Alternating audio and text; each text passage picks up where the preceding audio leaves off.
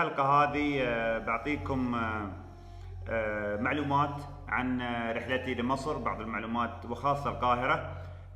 قبل ما أبدأ بهالنقاط هذه يا إخواني، إذا أعجبكم هذا الفيديو لا تنسون الضغط على لايك والاشتراك بالقناة، وأيضا نشر هذا الفيديو لأصدقائكم وأهلكم على جميع أنحاء العالم.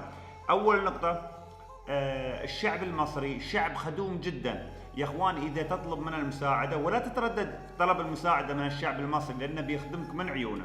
هذه اول معلومه لازم تاخذها بعين الاعتبار. اذا بغيت مساعده اطلبها ولا تستحي. النقطه الثانيه، اذا زرت مصر والقاهره والاسكندريه لا تنسى زياره الاحياء الشعبيه، لان عند زيارتك للاحياء الشعبيه سوف تشاهد التواضع وبساطه الناس وكيف الحياة بسيطة عندهم. وأنا من محبين الأماكن الشعبية.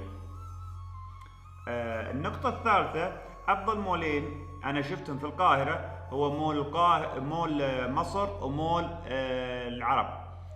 في مولات ثانية ولكن هذه الاثنين اللي أنا زرتهم شخصيا، ويبعدن عن وسط المدينة تقريبا مال نص ساعة، والأوبر ياخذ تقريبا أنا أخذ عني 97 جنيه.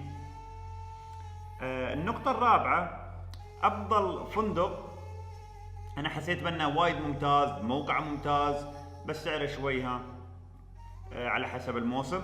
هو سميراميس، هو بالقرب من ميدان التحرير ومن شارع التحرير ومن كوبري قصر النيل ومن مناطق ثانية، وجميع الفنادق صراحة ممتازة، وكل فندق له ميزة غير عن الثاني. وهاي النقطة الرابعة. النقطة الخامسة، بخصوص المواصلات أنصح باستخدام الأوبر، تكلمت عنه بالفيديوهات السابقة. في عندك أوبر وكريم والتاكسي والسواق الخاص، ولكن بالنسبة لي أنا أوبر أفضل لي أنا، لأنه يكون نظيف مرتب، سعره ممتاز، تحصل في أي وقت تباه. النقطة السادسة، قبل ما تروح مصر اسأل أصدقائك وربعك شو هي أفضل المطاعم، شو هي أفضل الأماكن اللي لازم تزورها، وين أشتري مثلا اللب المصري، أو وين أشتري الكشري. المهم سوي لك قائمة، سجلها بتليفونك، يوم تروح هناك توفر عليك وقت بالتمشية والفسحة في القاهرة ومصر بشكل عام. النقطة رقم 7، تكثر الكوفيات والمطاعم والمحامص والعصائر والاشياء الحلوه للاكل، يعني امزر بطنك يعني. في شارع جامعه الدول العربيه انا في نظري ان مجموعه كبيره من المطاعم والكوفيات موجوده على هالشارع العظيم. النقطه رقم 8، بخصوص المطار يا اخواني، صراحه انا بخبرتي الشخصيه ما شفت اي مشكله في المطار. مريت خطفت على المطار على الجوازات، وهذا 20 دقيقه انا خارج المطار. خارج المطار تشوف التاكسي هناك وسواقين وانت على كيفك اللي بتختاره يعني.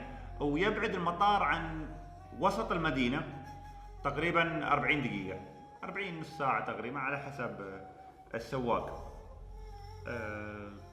النقطه رقم 9، إذا حبيت تستمتع برحلتك للأهرامات، ما عليك يعني، وحبيت انك تصور للسناب والانستغرام واليوتيوب، خذ سيارة. انصحك تاخذ سيارة. ليش؟ لان لو ركبت الخيل وركبت الجمل وركبت الحنطور ما بتقدر تصور. انا صراحة ركبت خيل ما قدرت اصور، حتى لو تشوفون فيديوهاتي مال الاهرامات ما قدرت اصور على راحتي.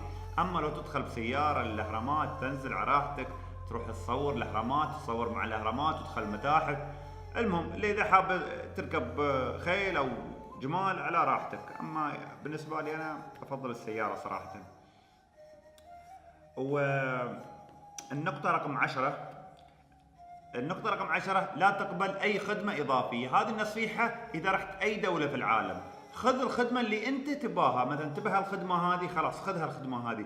اذا بترى في ناس يحاولون يغرونك، يعني نفس انت السناره ويحاول ان يجذب فيك، يعني يسحب الفلوس وعندك سحب. المهم انا بنظري انا، اذا تطلب خدمه خذ الخدمه فقط، ولا تقبل بالخدمات الثانيه الا اذا انت شفتها مقتنع فيها ومحتاج انها، خذها. النقطه رقم 11، اذا زرت مصر، وهذه شيء معروف في مصر، لا تنسى تجربه الفول والطعميه. الفول والطعميه هناك شيء من الاخر صراحة انا اصحى من الفجر الساعة 8، اصحى 8 ونص اصحى.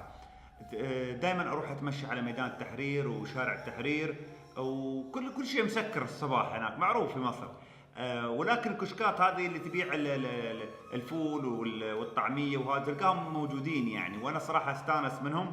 اروح افطر عندهم، وطعمه لذيذ جدا جدا جدا. انا بالنسبه لي حبيته صراحه. النقطه رقم 12، حطوا في الاعتبار يا اخواني ان وقت الشتاء القاهره او مصر برد يعني، وبالصيف اللي سمعت عنه حر. يعني لما تروح في الشتاء ناوي تروح مصر، خذ لك ملابس ثقيله يدفيك، لاني انا كنت البس جاكيتات من الصبح لحد ما انام. يعني بردهم برد صراحه، وخاصه في القاهره في عندهم هب وغبار برد شديد يعني. وبالصيف سمعت انه حر. اتمنى هالمعلومات هذه نالت على اعجابكم، وكل شخص في جميع انحاء العالم حاب يزور مصر ما عليه انه ياخذ باعتبار هالنقاط هذه، وان شاء الله يروح ويستانس ويشوف الشعب، ويعني بيستانس لاخر درجه. وان شاء الله يعجبكم، ولا تنسونا يا اخواني بالضغط على لايك والاشتراك بالقناه، وايضا متابعتي في مواقع التواصل الاجتماعي الظاهره في الشاشه امامكم. وان شاء الله نشوفكم في حلقات قادمه.